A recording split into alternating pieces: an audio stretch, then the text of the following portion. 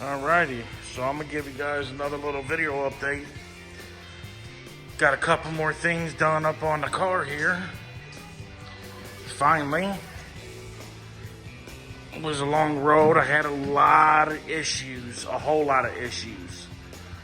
All week long I had some issues. And I was dealing with some other stuff once again. So sorry about the hiatus of, I'm trying to get at least one video out a week.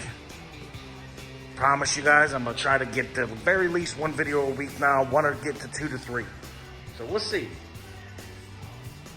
But as far as a little update over here, I don't know if I showed you guys before. Got that radiator overflow in. Had to wire up a lot more stuff, this and that. Finally got everything. Thought I had a problem with my MSD box. I don't. It's all good now. Coil's good. Got my new distributor in, which sucks that cap's red. I got my new wires on, my black wires on. The cap's red. That's the only thing red now is that cap. But I did get the car fired up, so that's a plus. But I'm having one small issue with the serpentine kit here, and that is that this belt, if you could see, it's kind of wore right here a little bit. And that's because the belt, whenever you go to rev it up a little bit, walks backwards. And it walks all the way up against this bracket right here. And I'm about 99% sure it's because this alternator belt, or pulley, is actually sticking out a tad bit. And that sucks. So I'm actually gonna have to get this alternator pulley milled, the back of it milled down, a tiny bit. But I gotta figure out exactly how much to mill it down to make all the belts even. All the pulleys even, I'm sorry. To make all the pulleys even in here. So that kind of sucks a little bit. I don't know if you'll ever be able to tell on camera. Let's see if you can tell on camera. But if you can look, that alternator pulley sticks out a tiny bit farther than the rest of the belts here. You can probably see a little bit on camera that the alternator or the belt right there with the power steering pump just looks like it's cocked out a tiny bit, and it is. I don't know exactly how much yet. I'm gonna try to figure that part out. But yeah, that sucks, because this whole kit, this was a whole kit came together. I haven't got to talk to them yet. I'll talk to them tomorrow, but the only thing they told me to do was to take the 3 washers off of the back behind the pulley, which I've already done. There's no washers on there now, and it still sticks out a little bit too far. So I'm not exactly sure, other than mill that pulley down, which I think they told me to grind it down a little bit or something like that once, but I am not doing that. I'll have it milled down the right way and even. But yeah, I did get the car fired up. I would fire it up on this video, but I don't want to jump that belt any more than what it already has. So I promise you, next video, even if I have to jump the belt a little bit, I will fire the car up for you guys. But I made me a whole new back deck. I don't know if that was in the other video. I made that back deck right there. Mounted the speakers in there. They're MB quartz. Just made the back deck out of like flooring, kind of like that thin Luan board. Then wrapped it in the black suede. I just wanted to test everything out, make sure everything fit good, make sure I did everything right. Everything fits pretty good. I hooked the speakers up just to actually see how they sounded. And the one kick panel in here, and I have the dash in. Everything's wired up. I'll come over here, show you guys all this.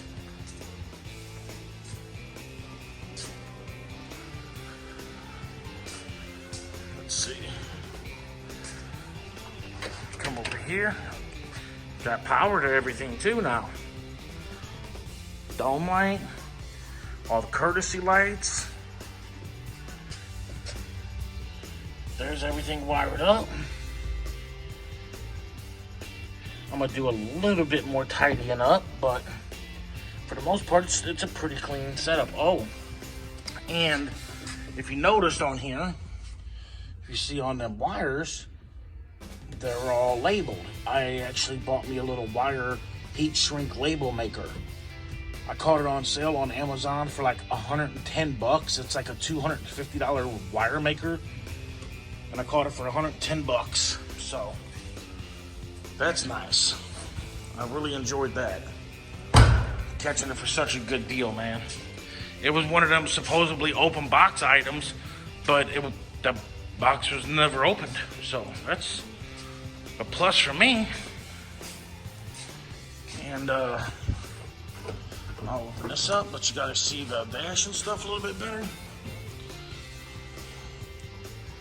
Got the dash. I got the head unit in there. It's a Pioneer DEH 80 PRS. Super nice sound quality head unit. So that's what I decided to go with.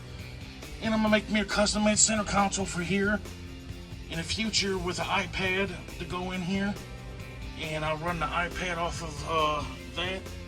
That's what I pull a lot of the music off of and everything else. Let me get the keys for you, and I'll turn on the dash. Let you guys check that out. I haven't set none of the dash up or anything, so therefore I can't change none of the colors or anything right now. I haven't went into setup mode, done anything.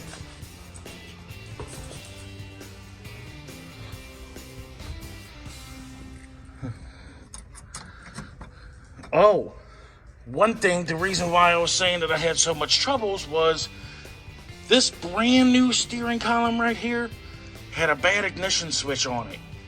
And man, the troubleshooting, it was probably like 3.5, 4 hours on why this car wouldn't start. And we ripped the wiring apart, all kinds of stuff. And come to find out, it ended up being the ignition switch. I'd have never thought the ignition switch bad. That's why I was saying earlier in the video that I thought the MSD box and stuff was bad. But look at that. The only one that the gauge is messed up. Well, it's not messed up. The only thing that's going on is right now the fuel gauge keeps reading open fuel because you actually have to ground a wire to the sending unit on this tank of this car. It sucks. I tried to just literally ground a wire, just tap a ground into the box, into the ground.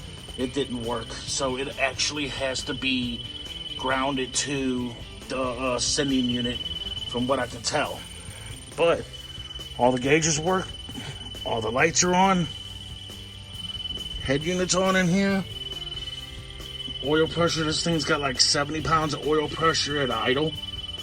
60, 70 pounds, that's awesome.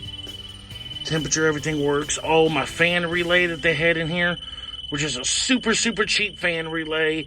Didn't even have no way of telling, like, as far as what temperature it was at. So I ended up ordering, and it'll be here tomorrow. I'm going to install that tomorrow.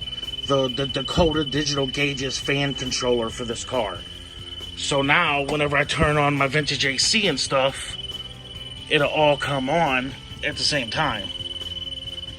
I don't got the power wire hooked up for the vintage air and AC, which all that stuff works.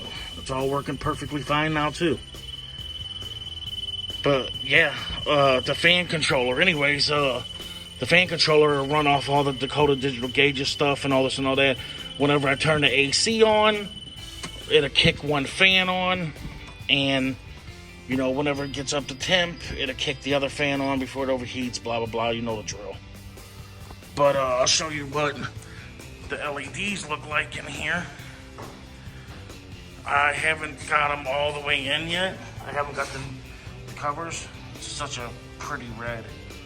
But I haven't put on the taillight covers yet, because on the back of these, there's buttons for the sequential taillights and the sequential blinkers. And I haven't figured out where I'm gonna or which pattern I'm gonna go with yet to put the covers back on.